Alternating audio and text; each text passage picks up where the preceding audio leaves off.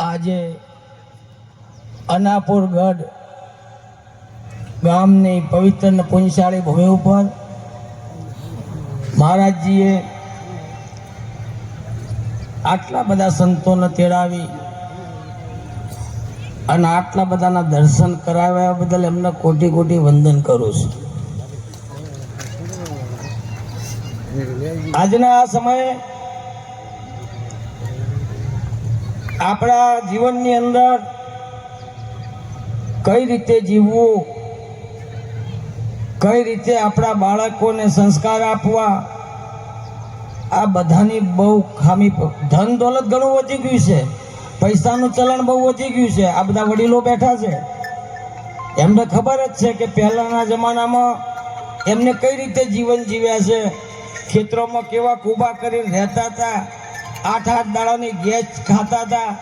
એના કરતાં અત્યારનું જીવન કેટલું ઉત્તમ છે તમે વિચારો. બધા અનુભવી છો તમે, સામે બધા પાઘડીઓ બેઠી છે. આજે પૈસાનું ચલણ એટલું વધી ગયું છે, એના હાથે હાથે આપણે ભૌતિક એવા સુખોમાં પહેરી ગયા છે કે અવળા માર્ગે આપણો ધન વપરાય છે. આપણે ધર્મ ચૂકી ગયા છો.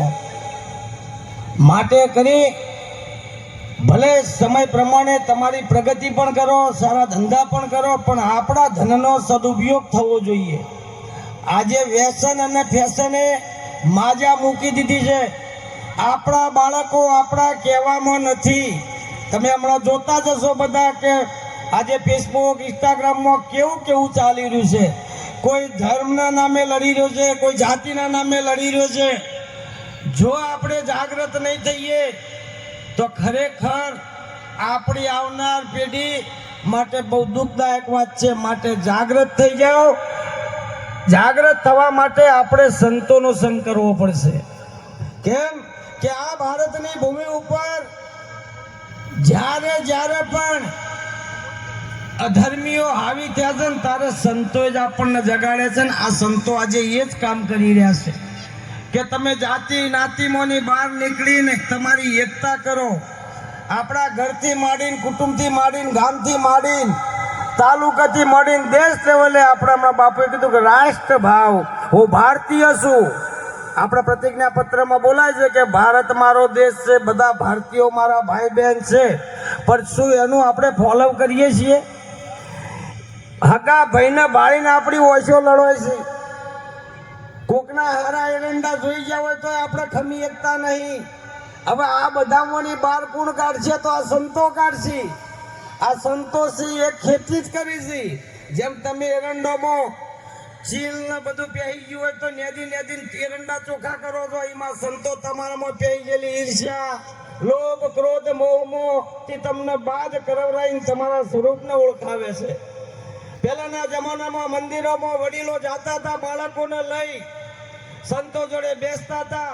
એટલે બાળકોને ખબર હતી કે ત્રિકાળ સંધ્યા શું કહેવાય, હું કોણ છું, ઈશ્વર શું કહેવાય, સેવા કરતા હતા. આજે તો કોઈ પણ ગામમાં જાઓ તો મંદિરમાં ઓટોમેટિક વાગે છે, કોઈ ઝાલર વગાડનાર નહીં. આપણા દેશનું શું થશે? માટે કરીને જાગૃત થાવ અને સંતોના સંગમાં રહો, તો જ આપણે આવનાર ભાવિને બચાવી શકશું.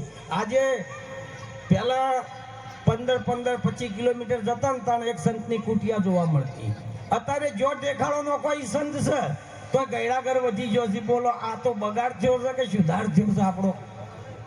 આપણું મા બાપ ગયડું ફર્નિચરની ગોળે બહાર કાઢી મેલી છે છોકરા. અત્યારે કોઈને બોલવું કે હોપડવું ગમતું જ નહીં. માટે કરીને જાગૃત થઈ જાઓ, બાળકોને સંસ્કાર આપો. અને એ સંસ્કાર કેવલ ને કેવલ આ સંતો આપી શકશે, બીજા કોઈની તાકાત છે? આ ભારતની ભૂમિ ઉપર ઋષિ મુનિઓનું આપેલું એટલું અકળટ જ્ઞાન છે. એ જ્ઞાન તમને લેતા આવડવું જોઈએ. પણ એના માટે તમારે જિજ્ઞાસુ બની અને આ સંતોના ચરણે જવું પડશે, તો જ ખબર પડશે. માટે કરી તમે કોણ છો અને ઈશ્વર શું છે. સંતો તો તમને ખુદને ઈશ્વર બનાવી દે. દેવોને દુર્લભ મનુષ્યનો અવતાર છે. દેવો પણ ઝંખે છે આ શરીરને પ્રાપ્ત કરવા માટે, અને આપણને આ મફતમાં મળી ગયું છે. માટે અવળા માર્ગે ન જઈ સાચા માર્ગે રહીને સંતોના સંગમાં રહી તમારા નિજ સ્વરૂપની પ્રાપ્તિ કરો. આટલું કહીને મારી વાણીને વિરામ આપું છું. બોલો સદગુરુ ભગવાન કી જય.